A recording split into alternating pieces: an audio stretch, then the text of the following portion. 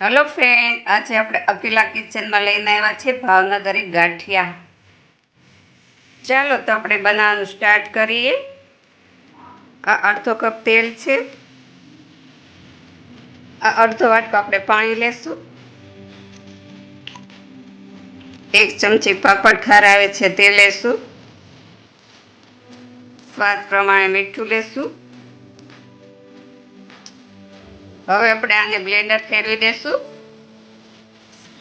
જો તમે બ્લેન્ડર ફેરવશો તો આ પ્રમાણે થઈ જશે પાણી.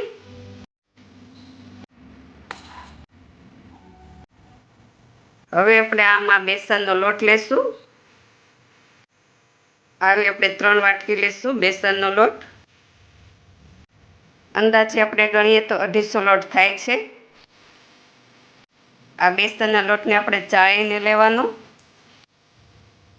આપણે અંદર અડધી ચમચી જેટલા અજમા લેશું હાથથી મસળીને. થોડી હિંગ નાખશું. બંને વસ્તુને હાથથી આપણે મિક્સ કરી લઈએ. હવે આ લોટમાં આપણે વચ્ચે પહેલાં ખાડું કરી લેવાનું. તેલના પાણીનું મિશ્રણ છે તે અંદર આપણે નાખી દઈશું.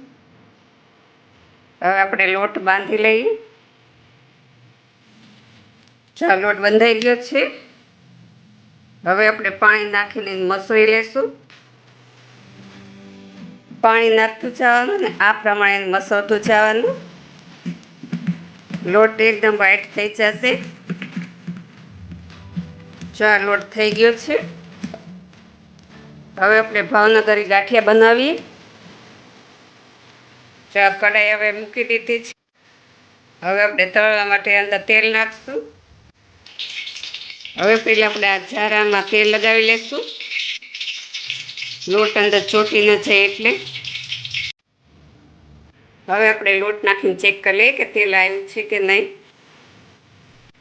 તેલ આવી ગયું છે. તો હવે આપણે ગાંઠિયા બનાવવાનું સ્ટાર્ટ કરીએ.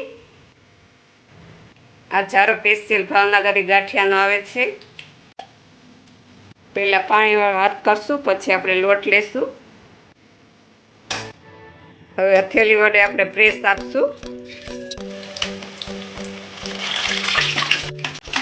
આમ થપથપાવી લેવાનું એટલે લોટ વધારાનો હોય તે નીકળી જાય.